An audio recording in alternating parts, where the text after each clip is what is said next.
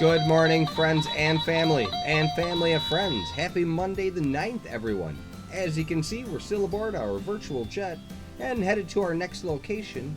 It looks like we all survived another awesome weekend, though, and we've got an exciting week full of possibilities and opportunities ahead of us, so let's dive right in and get started. Sunrise will be at 6:18 this morning, and sunset will be at 5:54. Giving us 11 hours and 36 minutes of daylight today. Presently, it's 52 degrees outside, give or take a little bit depending on exactly where you live. It looks like we're going to have rain most of the day, so bring an umbrella with you. But temperature should hold in the low 50s, right around where we're at now, so not too bad for this time of year. Alright, we're going to move right into birthdays. We got a bunch of them.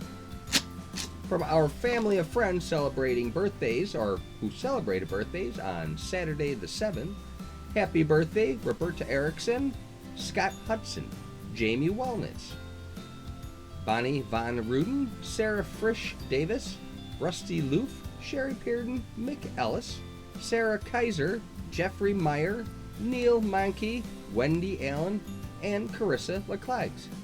And from Sunday's birthdays, happy birthday Ryan Bartelt, Donnelly Whaley, Jenny Stoll Martin, Nate Model, Dylan Scott, Shay Anderson, John Nelson, Rachel Lubke, Johnny Van, and Dan Lemke.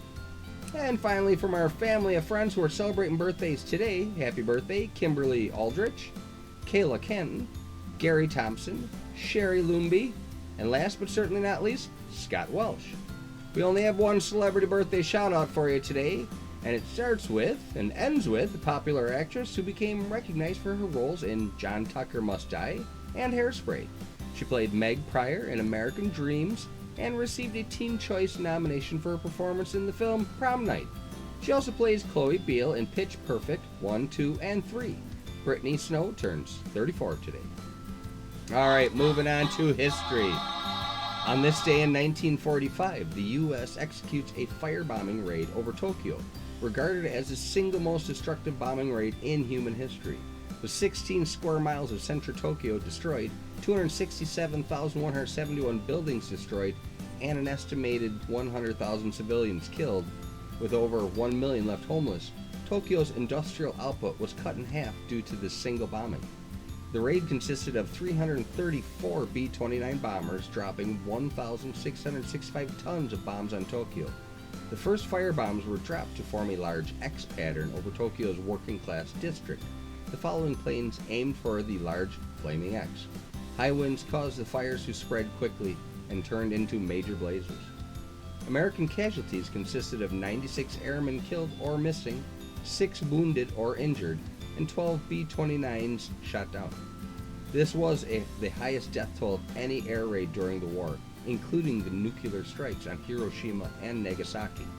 Although the cost of life was high, these decisive strikes did put an end to the protracted war that would have killed far more people if allowed to continue. On a much brighter note, though, on this day in 1959, Mattel introduces a doll that would become an American icon.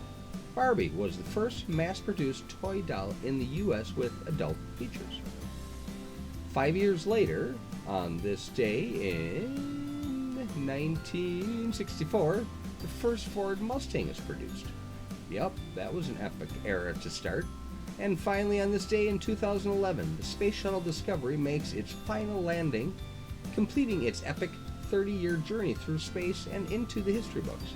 It definitely earned a place of honor in the collection of national treasures preserved by the Smithsonian National Air and Space Museum. It was our longest-serving orbiter. It completed 39 missions from 1984 to 2011, more missions than any of its sister ships, spending altogether 365 days in space. Discovery flew every type of mission during the Space Shuttle era and has a long record of distinction. One of its most notable missions includes the transport and deployment of the Hubble telescope, which has opened our eyes to a much larger universe than we've ever imagined, ever thought possible. So awesome. Alright, on to our comedy corner. I just watched a program about beavers. It was the best damn program I've ever seen. Today is National Barbie Day, National Meatball Day, National Napping Day, National Crab Meat Day, and National Get Over It Day. Get over it. Today's morning motivational is a simple, undeniable truth. The greatest weapon we have against stress is our ability to choose one thought over another. So true. Alright, this week is Termite Awareness Week. The first full week of spring is Termite Awareness Week. As the weather warms, termites and other critters become more active and damaging. Termites never stop. They feed on wood, making it brittle and weak.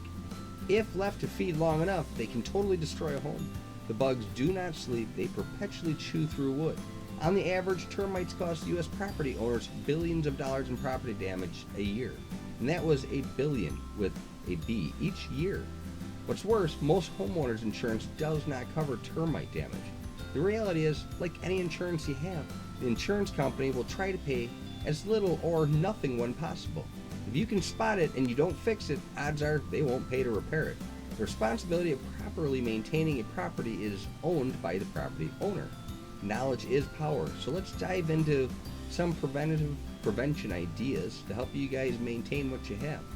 Fortunately, we live far enough north in this beautiful country of ours that termites are less of an issue. Cold weather areas have less of a problem with termites. The cold kills the bugs. However, if an unseasonably warm winter is encountered, even in the northern climates like ours, termites will not be killed or destroyed. So that's where you have to have a keen eye and do some inspections. Our suggestion is to inspect your property regularly and take steps to prevent infestations of unwanted house guests, termites, and others alike. It doesn't mean you have to call a professional every time. Just have an observant eye. You can minimize risk through an ounce of prevention and an idea of what to look for. Start by looking for damage to wood. Normally this damage is easily spotted as a series of Swiss cheese looking holes or large sections missing altogether. Additionally, watch for signs of moisture, drainage problems outside the house where water's pooling, damaged wood, and termite tunnels. You should also look for any kind of mud tubing. Termite mud tubes are small tunnels that are located around termite nests, and they are a definite sign that you got an issue if you find them.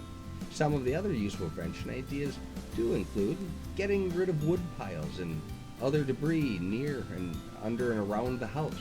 Avoid plants and flowering plants that are right next to the house and tied up to the house. Wood porch steps should not rest directly on the ground. You should consider avoiding trellises that touch the soil and the house. If in doubt, hire a professional pest management company to complete a thorough inspection. Like anything in life, an ounce of prevention often saves the day. The sooner you find an issue, the easier and cheaper it is to correct. You may even consider scheduling annual plumbing and HVAC maintenance inspections. Once again, we're always here if you have any questions. Knowledge is power, and we're always happy to help any way that we can.